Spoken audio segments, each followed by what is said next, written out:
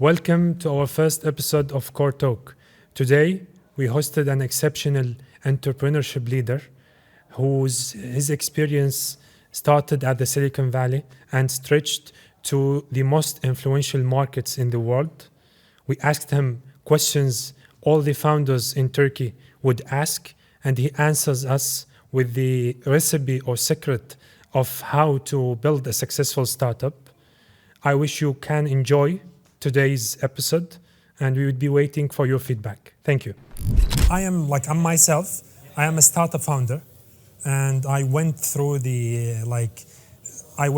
multiple things because I am an immigrant who studied in Turkey, and I tried to start my business, and my business was a startup in e-commerce, collecting manufacturers on one platform.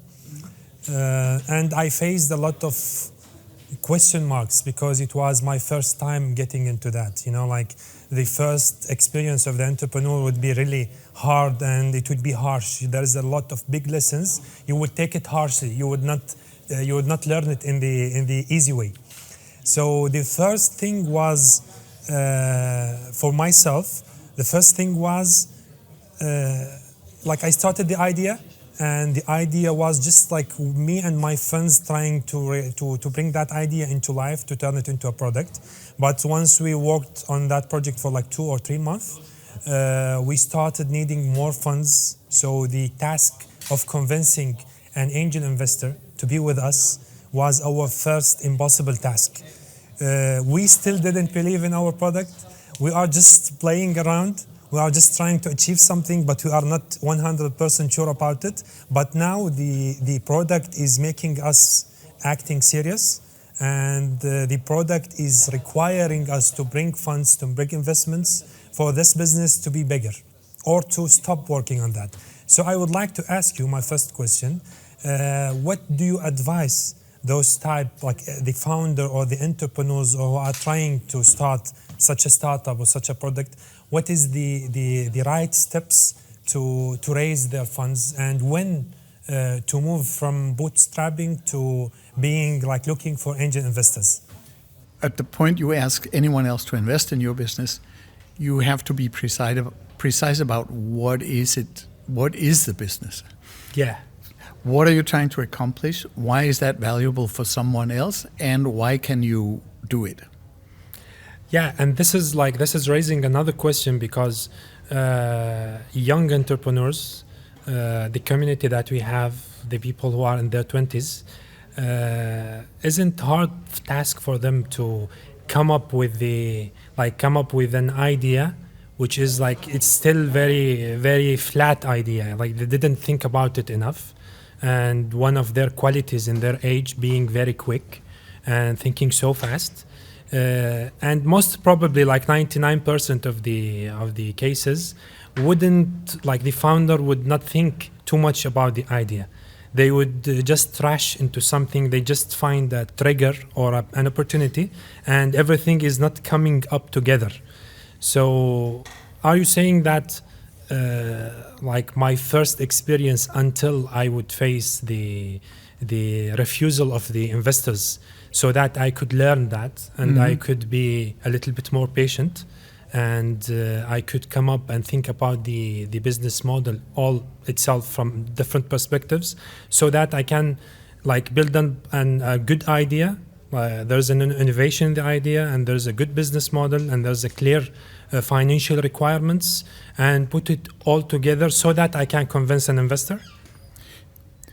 Well, I'm not talking about sort of a fully developed professional business model or anything like that. I'm just saying, be precise. You need to know what it is you're trying to do. You need to have a clear proposition why that is valuable to someone, and you need to be able to explain why you can do it. If you can't answer those 3 questions fairly precisely, why would anyone invest in you? 100%. I'm not talking about sort of very formalized, codified types of business plan or anything else. I'm just talking about that initial level of clarity. Great. In terms of investment, and if we talk about the angel investors, the culture of the investors, maybe like we have some investors in our markets in the Middle East who are calling themselves angel investors, but their culture and their background, we mean by angel investors the people who have good money and they don't know where to invest in. But they are like working individually. So this is our concept of angel investors. So in many cases, you would answer the whole three questions that you talked about, but the culture barrier or the background of the investor would turn 90% of the deals into a failure or a mismatch. So we have that culture barrier. How to convince such a people, knowing that the cash and the available investment funds are under the decision of those type of people. How to empower the startups through an organic flow of investments, knowing that the people who are the decision makers, they are a little bit traditional. They are like not caring a lot about the innovation, or even they are not understanding it. Well, there's a funny saying in companies that you'll only be successful if you educate your boss. Oh, good. and I think that is true also in relation to, not for the individual entrepreneur, but as a collective set of entrepreneurs. There's a process of educating the potential angel investors, because you need the money, and if there's a cultural or societal lacking situation where those who have the money don't understand the issue of creating a startup, exactly, or are not ready to be part of because it's not just investing money, it's typically the role of the angel investor is also to support and help guide the entrepreneur, help make sort of reasoned decisions instead of sort of always sort of spontaneously reacting to on the spur of the moment. I mean, if there are lacks on both sides, I mean, you can't overcome that unless you have a process where both sides learn. Exactly. And like I would say the answer for that, and I'm having the hat of the founder, it would be always saying that the founder, like no one understanding me. I have the best project in the world. Yeah. I would change the Earth into another planet, but no one understanding me. Everyone is against me. And the actual thing is that you have, as a founder, I have a lack of knowledge, and you as an investor, there is a lack of culture or a lack of believing in such an opportunities, especially in our markets. So who holds the responsibility of educating both parties? Well, we are sitting here in Core Hub, and I'm reasonably, actually, I'm very impressed with the work you do here in terms of helping the entrepreneurs grow and learn. And maybe you should have a program for angel investors as well. Yeah, actually, like I really like that idea. Now I'm working on managing the investment scope or the investors network, investors relationship management. Mm-hmm. I'm working on that scope, and we have an ideas to do such a products, and actually we need that. One of the main tasks for us once we start that operation was to come up into the middle point between the investors and the founders. The founders came up with a lot of misleading knowledge and misleading informations, which would kill any opportunity for any investment or growth. The thing that you mentioned today about the keeping the small cake and protecting your small baby, and you don't want to share anything with anyone. But eventually the concept is that you have to share to grow. You are not Superman at the end of the day, so you have to share things with people. I was mentioning earlier today that the situation we see in Silicon Valley is radically different, because to a high degree the Silicon Valley, because of the vast number of, from the past and even the recent past, of startups that have become successful and become large, and young people who are employed by them having made a lot of money both from their jobs but also from their stock options. And they're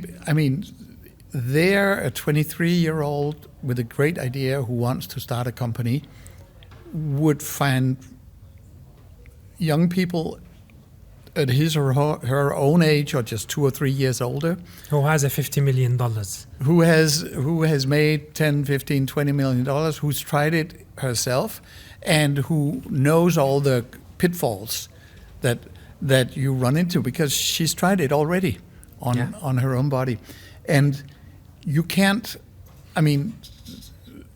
that for startups in Silicon Valley, lucky fact. Exactly. But this is not happening every day. Cannot be moved to just any other place. In fact, it's probably not the case in any other place, not to that extent anyway, in any other place in the world. So you need to find ways of mitigating that lack in your system to fix it. And I would say what you're doing here at CoreHub in relation to the entrepreneurs is an important step. Doing something similar with those who have money, so that you can compensate for the fact that they're not themselves recent entrepreneurs. But then I would also say, and I was suggesting that would be another program you could add to the portfolio of things you do to achieve your impact goals. You could also create the kind of ecosystem among the potential entrepreneurs, or among the entrepreneurs, where they become resources for each other. And I mentioned that in Silicon Valley, we see them spontaneously cooperating with each other a lot. But today, when I was hearing you saying that, it's like everything came up into the right place. And I understand that the story of Silicon Valley, it's a story cannot be simulated. There's kind of magic happens for one time, and there is a 0.0001% to happen again. It's not like something you can simulate easily. You would find your potential in your own market, in your own story, but what triggers or what takes Silicon Valley to the current situation, it's the fact that you said there were successful projects, gave stock options to their young employees. So we have multiple factors who are like a little bit impossible in the normal life. Young people who has the money, who have enough innovation, and they are willing to work, and they have the energy to fight and to work on new ideas. And they came together in one place. So if you have an idea, your probability to find someone to work with you and to fund you, it's just very easy for you. And from the other perspective, those people, when they were in their experience, they went through later stages of investment, so they understand the whole governance thing and the whole contracting things, and they would understand how to deal with institutional investors, with angel investors, and with everyone. So they are like just mitigating the big part of the risk. How to bring, and this is a big question for the community or the ecosystem enablers, for us as a core and for entrepreneurs and investors. How can we come up with our story? How can we build such a story where the ecosystem would really empower entrepreneurs and would bring benefits to investors, but not simulating 100% of the story of Silicon Valley? Yep, and there's not even a point in trying to do it because it won't happen. So you'd better make what you have work and do the necessary incremental steps to get the dynamics working. And so one of the things I suggested is that in a place like this, where there would be at any given time directly using this as their base, maybe 30, 40 entrepreneurs, I don't know the exact number, I'm just guessing, and there would be sort of an ecosystem around the place of other companies those 30, 40 know. And if you started consciously with each other seeking the basic and very commonsensical practices of what is done spontaneously in Silicon Valley, but what you could do consciously as patterns of behavior and patterns of practices that you develop. And so I mentioned the 3 dimensions of cooperation. Exactly, and this is my next question. Yes, please, carry on. Where we did, I'm saying we because I was slightly involved, but a lot of academics and other people mapped what are really the patterns that make the very early startups in Silicon Valley more successful there than in most other places. And you see patterns where they cooperate with each other in 3 dimensions. The first dimension we call common solutions to shared problems. It's a small company needs access to an expensive special resource, which can be afforded by any large company, and which is necessary to compete in this world, but they can't afford it. But what one small company cannot afford, 6 small companies could maybe afford jointly. Brilliant. They don't need that resource full time, but they need a share in it. So we can afford 1/6 for us, and the person works for all of us and also become sort of a connecting tissue among us. Great. So that's an example. The same could go for expensive equipment or access to a difficult market where you need a representative in that market. So small companies can capitalize on the strength of being small, being nimble, being flexible, being fast, and then compensate for the weaknesses of being small by sharing the expense or sharing the cost of that thing. Yeah. The second dimension, and candidates for something you would cooperate about in that way, is any kind of resource that a large company can afford and you can't. Brilliant. The second dimension is complementarity. If, say, 5 companies, really all of them want to access all of the MENA countries, as an example. But it's expensive. It requires real effort for each of those markets. So one of them is concentrated on, they are right here, but they're really strong across all of Turkey. A second one has spent a lot of time on Egypt. A third one, the Gulf states. A fourth one, Saudi. And they have each invested in one of those markets, but by cooperating and based on their complementarity, both in these, they can all of a sudden have access for for the price of one market to 6 markets. Same goes for one of them will buy one piece of equipment, another one would buy another piece of equipment, and they would use it both. and transfer capacity on that equipment, which has a double positive effect, because it's not only the equipment, but it's also the capability of handling it. Exactly. Or a third example, all of them need some highly specialized competencies. All of them need access to a real CFO, not just someone who can add the numbers, but someone who's a real CFO could do the financial presentation to potential investors and stuff like that. They also all need a quality manager, and they all need a domain expert, maybe, or something. Yeah, and point is, one of them hires one such person, one of them hires the CFO, and then they swap. The point is that when they do that, of course, when they do that, they shouldn't be direct competitors. Exactly, and this is like, the question is like moving in my mind. But they can be very close to each other in terms of what they do.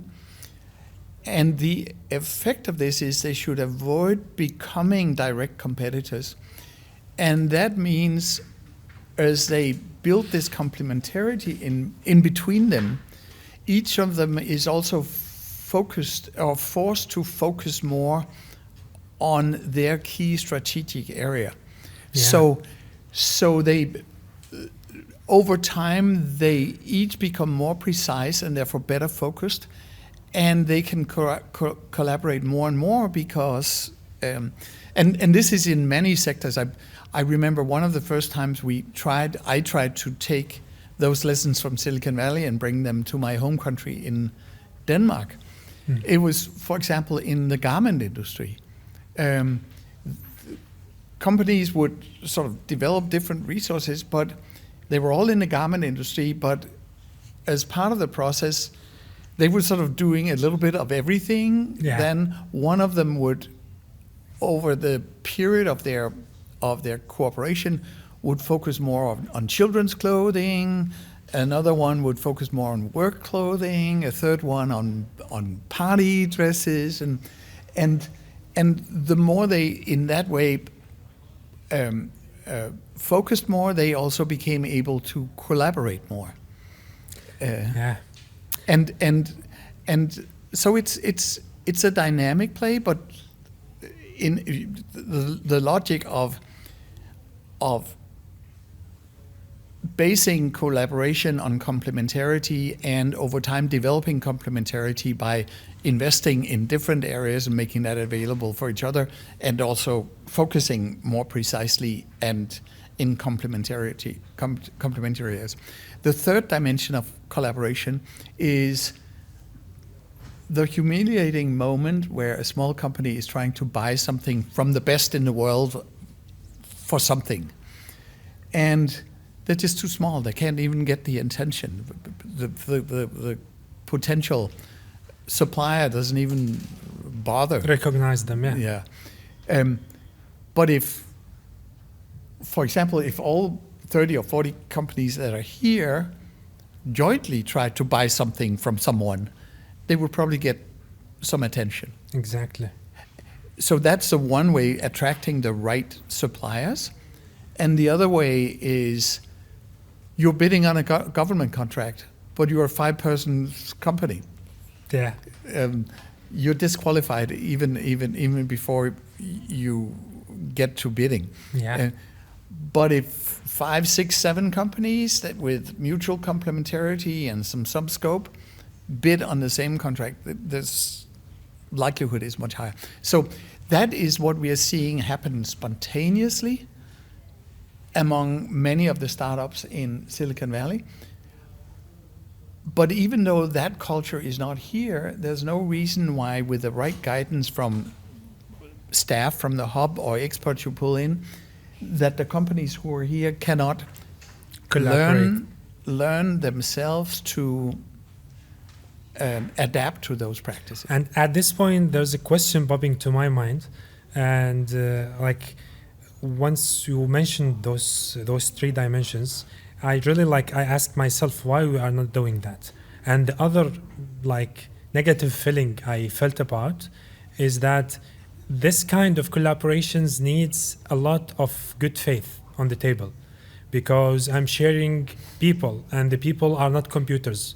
So there is someone could be biased, like they could coming, like you brought the CFO. So the CFO for company A is working for A and B, but he's much more loyal to A. Or you are like sharing a specific resource or a machine maybe.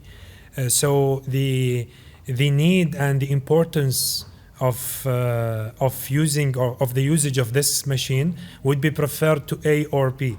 So that operational trust, or how to divide and manage that kind of relationship, because once we say collaboration, so there's a relationship.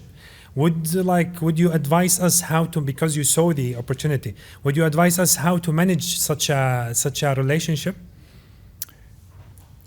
First of all, if you develop that kind of initially conscious and over time more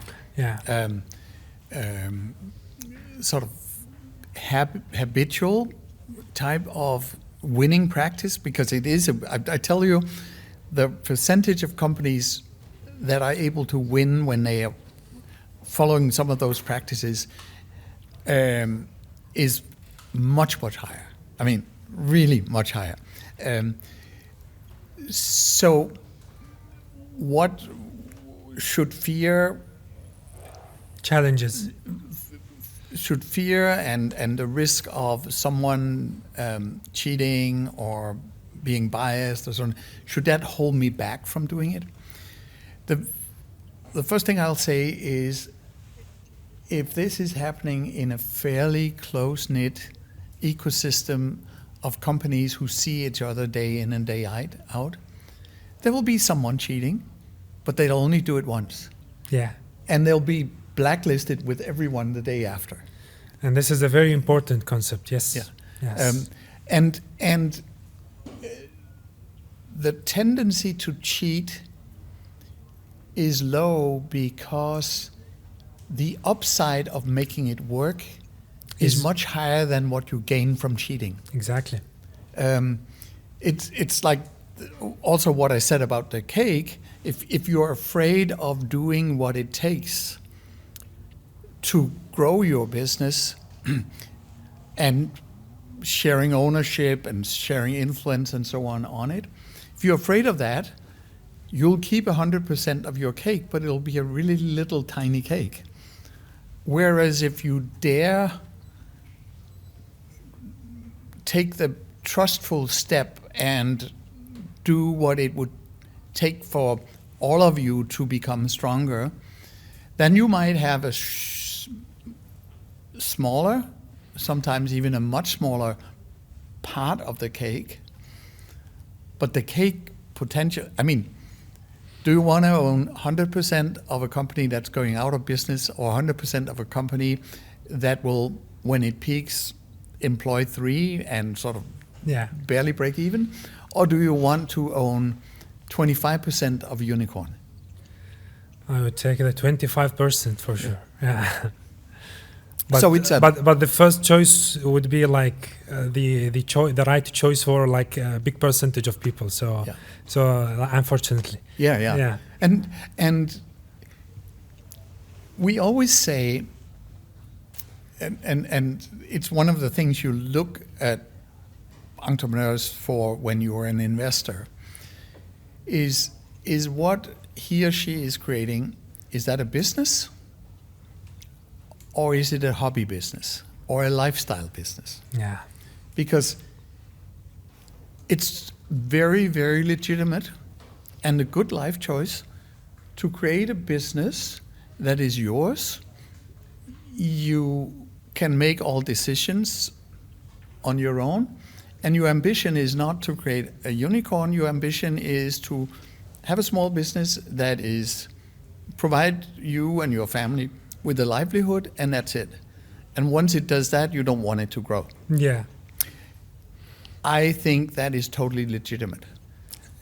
I have read once one book called Small Giants. I think it was like the book was talking about the same thing. Yeah. The hype or the trend of people thinking that if I'm an entrepreneur, I have to make my unicorn. Yeah. But it's really, as you said, it's like legitimate to work to create a good small business that you enjoy with. Yeah. And to limit it to your needs and to be involved in that business to the specific limits that you prefer to be involved in. Actually, in a very funny way. Yeah.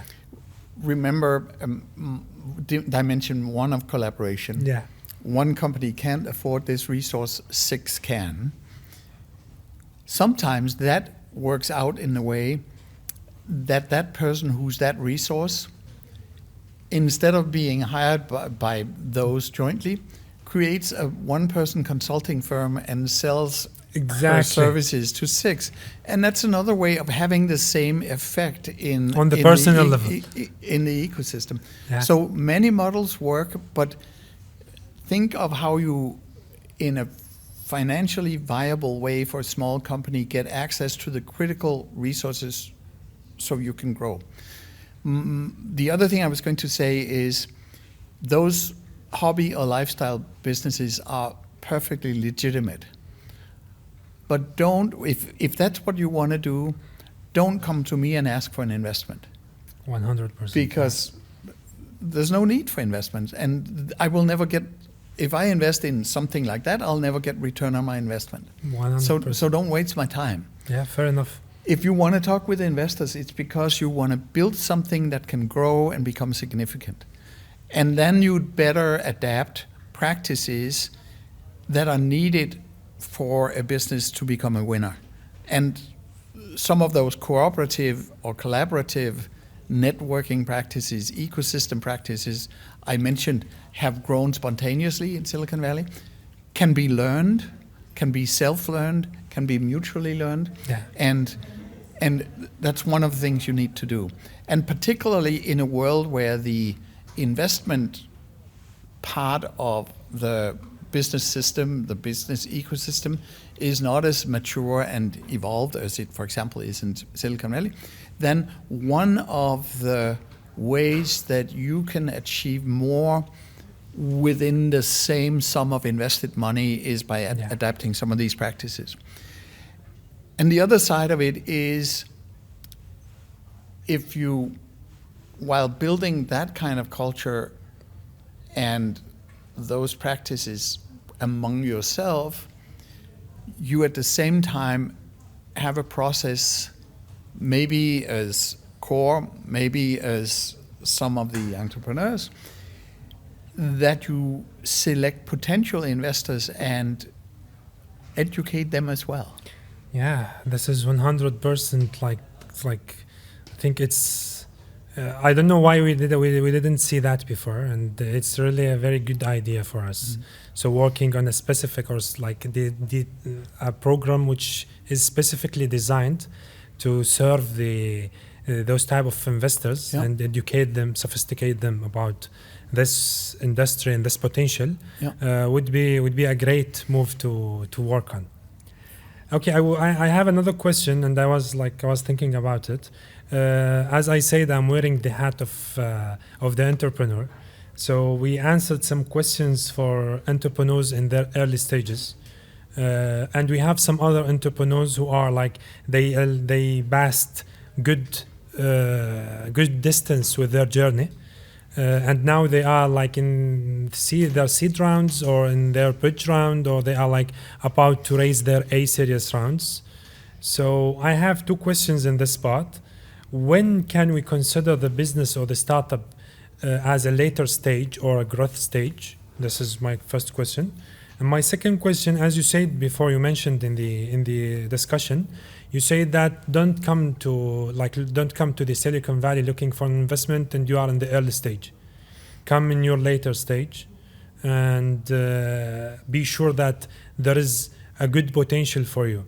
So from an investor with the background or the perspective of Silicon Valley, how would you consider investing in a startup operating in the Middle East? And when you start considering that this is a good startup, or I can even open the pitch deck that they have, or like just evaluating them or hearing from them. Yeah. I can actually answer. I haven't tried it in terms of the Middle East. Yeah. But I have.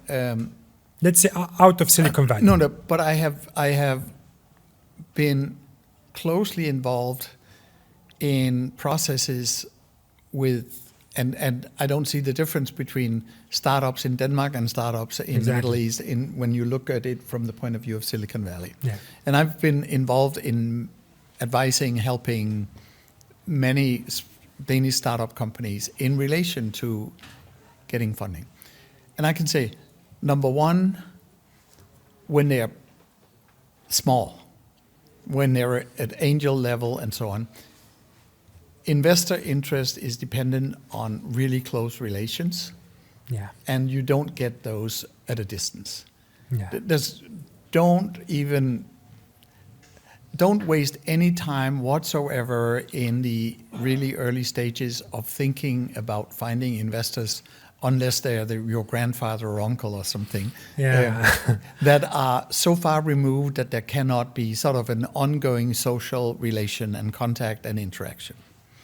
That goes for Silicon Valley, that goes for everywhere. Yeah. So that's number one.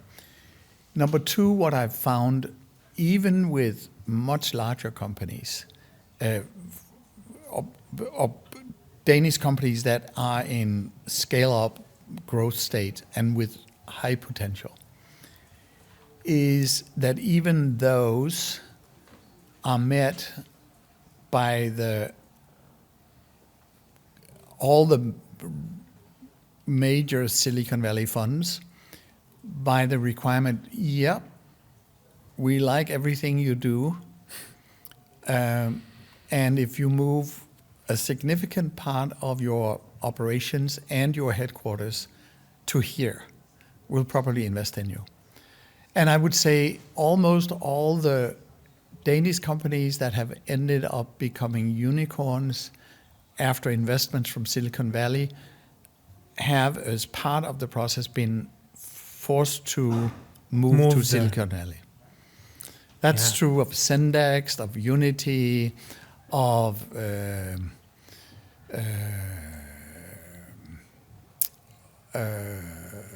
Podio. I mean, every success factor, every single one of them. So they want them to be close to them. Yeah, great. I mean, look at it this way: they are arrogant. They really think that the center of the world, in terms of tech and companies' ability to grow, is close. Yeah. If they invest, they're going to be on your board and they're going to be hands-on, and they don't want to have to get on an airplane to be on your board and hands-on. Fair enough. Great. So there's a small part of my question you didn't answer it yet, which is when those type of investors, when they would start considering those startups to be evaluated so that they can decide if they are going to invest or not. Why I'm asking this question? Because there's a lot of startups who are like past as they said, like the valley of death, and they have good profitability and they are growing now, and they start considering going and visiting Silicon Valley. So I have no answer in my hand, and I want someone to tell me when is the right time to go there. I'll give you a couple of criteria. Yeah. And then I have to say, in some domains and sectors, would differ. I mean, for example, in the world of biotech and biotech related to pharma, the rules of the game are totally different. Yeah. So we're sort of in mainstream times to market types of companies and so on. I would say you should not go there if you don't have a minimally viable product that has proven that there is a product market fit for some of what you do. Great. Number one. Number two, if you don't, over and above that minimal viable product, have a corresponding vision of how would you, based on that, because it is minimal, it's in the definition, minimal viable product. How do you have the moonshot version of that, or star shot version of that in your pipeline? Great. And what is the potential scale of what you can realistically reach? If you have check number one, check number two, and the potential market you can reach being attractive in relation to the valuation you are asking for, you could go there. Great. This is a very useful information, insightful information for us. Okay. I don't want to like keen on that question, but when you mentioned the last word of you said valuation, and there is a lot of people talking about that subject. This is a viral subject among entrepreneurs. They are always asking, how are we going to evaluate our startups? And I am working in between investors and startups, and I don't know which side I should choose, because when I go to investors, they are not convinced with the way people are evaluating the startups, and when I go to these startups, they would bring 100 way to increase the evaluation. So what would be the right prescription for that? I mean, there are sort of the classical way of making the argument for evaluation is based on realistic projections, and realistic is always a discussion. Exactly. But realistic projections on growth of revenue and growth of EBITDA, you will make a classical discounted cash flow analysis, and then you will always supplement that with a industry comparables. Great. Where and then you weigh those two different valuation methods up against each other, and come with a weighted average of them. That's sort of the anchor point where you will typically start the valuation discussions. And there are differences from sector to sector, but that's somewhat taken into account with the industry comparables if they are reasonably solid. Sometimes you don't have any industry comparables. Exactly. But so that's one thing. And then by the end of the day,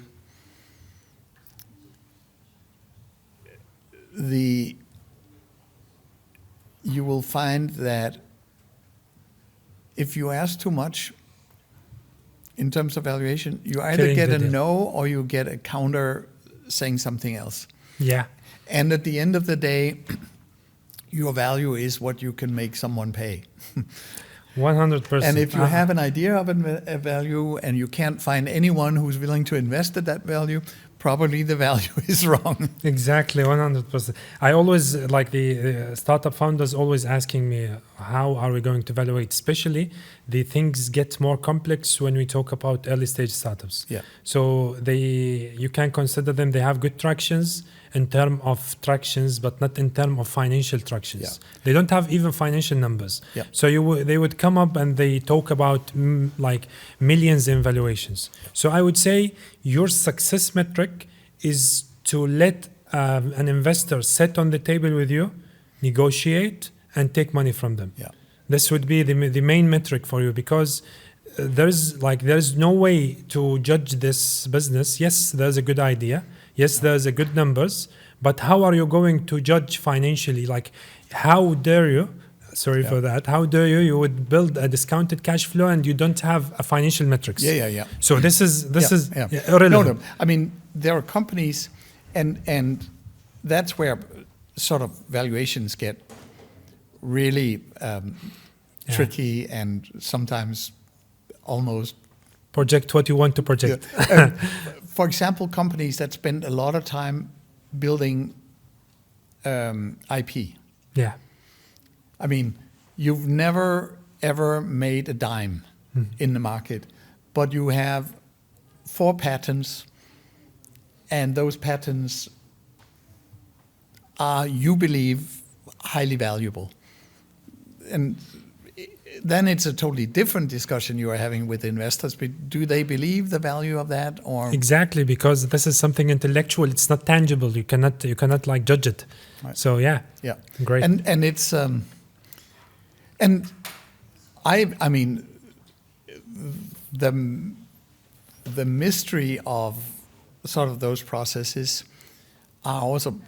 I mean, we all know there are periods of market hype, and there are periods of very depressed markets, and so even mood swings in the market can move valuations very much up and down. Yeah, I'm in the middle of just closed an investment process for one of my companies, and where the investors ended up increasing the valuation we were asking.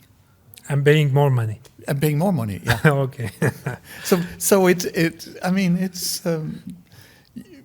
When you've been it as many years as I have, you've seen it all. Yeah, exactly. And there is no rationality to it. Exactly. This is my like recent beliefs that sometimes when we talk about economics and businesses, we think everything is moving with in a rational way, but the real life, like I start believing that irrationality is the main thing there. So you would find some startups that, or some projects or some initiatives that is like you cannot justify it logically, and it get a very big hype. And in the meantime, you would find another start of ideas that say startups, businesses, whatever, and they came up with everything they need, but the failure is there. They couldn't make it. So I think there's something not rational in the middle. Yeah. In 1999, I was chairman of the board of a internet-based Danish company called Mouse House. And it was acquired by a publicly listed big Swedish company in the same line of business. The valuation we got in terms of the share exchange and their public value, I think valued Mouse House at 4 billion or something like that at the time. Okay. But all of us who received shares in the Swedish publicly listed Swedish company were locked in. We couldn't sell our shares till a year later or 2 years later. I forgot how long.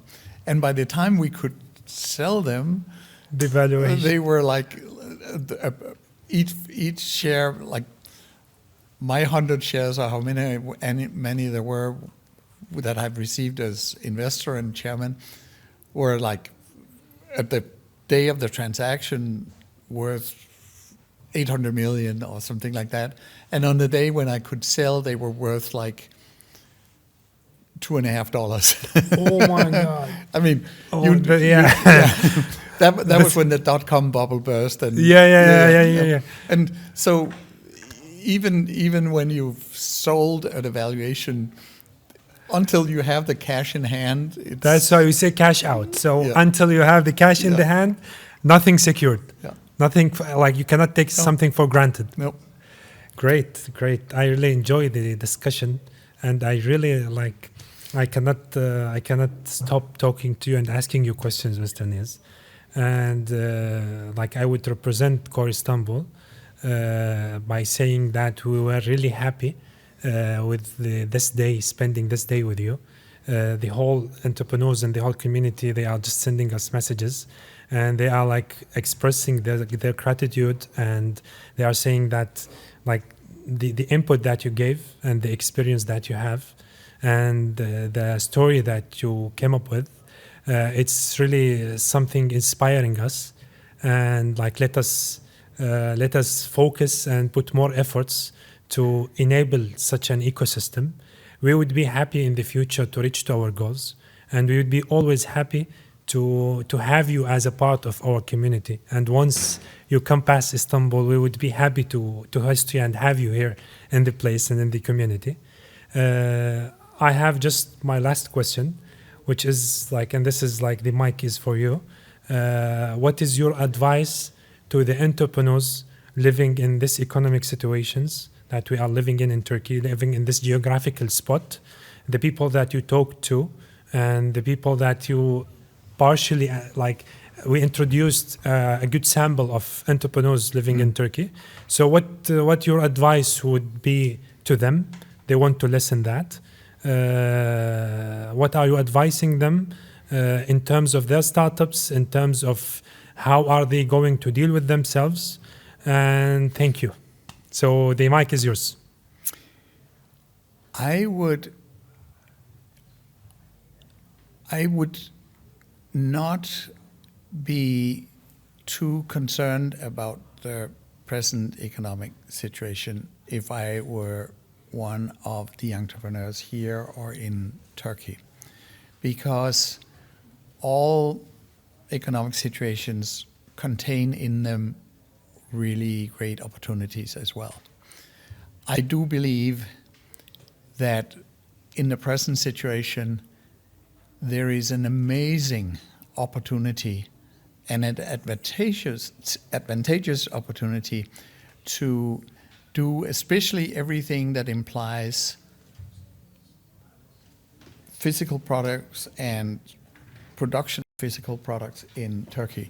The macroeconomics couldn't be better for producing something here for exports. Great. So that would be an area I would look at. At the same time, I would be very careful to calibrate my activities and what I do with my business, where I go with the business, so that I take advantage, carefully analyze and take advantage of the strength I get from being here, rather than wishing for and copying what companies elsewhere are doing based on the strength that they are offered. Great. It's a great piece of value. Yeah. Like it's a great piece of advice for us.